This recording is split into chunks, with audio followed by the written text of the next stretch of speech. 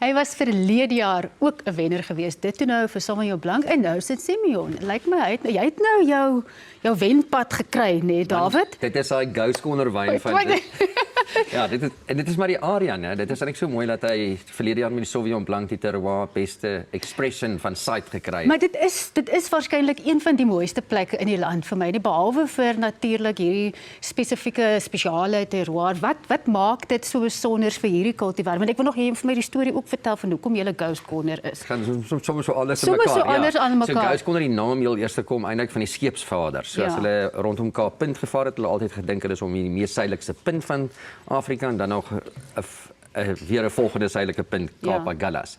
En 'n kompas het geen verskil tussen ware noord en magnetiese noord gewys nie. So 'n kompas het ons in die ronde gedraai by Agulhas.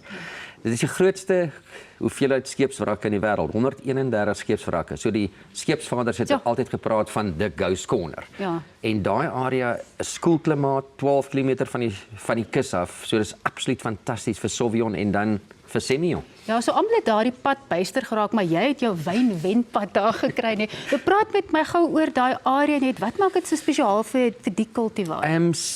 Semillon dis eintlik 'n kultivar, dis eintlik 'n erfeniskultivar. Okay. As jy nou kyk na die geskiedenis van Semillon, dit het deur die Franse hugenote het dit al in 1690 Suid-Afrika toe gebring.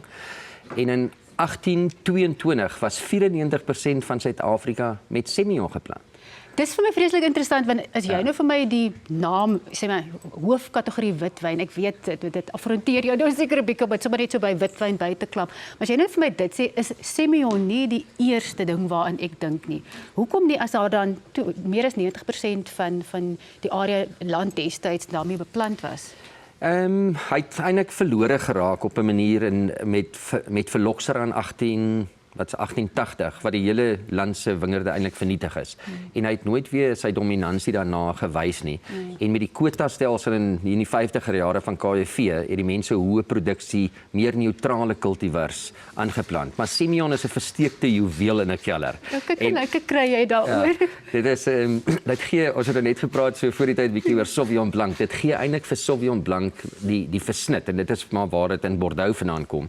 Gee dit maak dit Sauvignon baie sagter dat ons dit kan drink. Ja, want wat daar's ietsie, ek weet jy het mooi name daarvoor, is ietsie spesiaal en my maak hom so nie olierig nie, man, wat is die regte naam? So is amper so glyserolagtig, hy's wasagtig amper die kultivar. So dit maak Sauvignon, dit breek so 'n bietjie Sauvignon se suur en Semillon is iets wat verskriklik mooi verouder.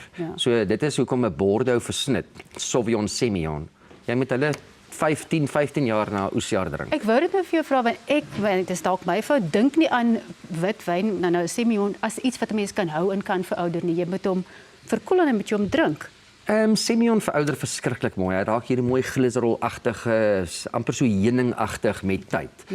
Maar dit is 'n versteekte juweel, né? Dit is regtig een van Suid-Afrika se erfeniskultivars. Hoekom is hierdie nou so in aanvraag? Is dit verbruikers se smaak wat verander het? Is dit nou maar net omdat ons uitstaande keldermeesters het? Maar wat het die ontploffing nou veroorsaak? Ek dink wyn oor die algemeen is 'n baie interessante veld. En mense sê mense drink minder wyn, maar mense drink baie meer gesofistikeerde en bietjie hoër pryspunt wyne. En dit is waar Semillon baie interessant weer eens as 'n versnit.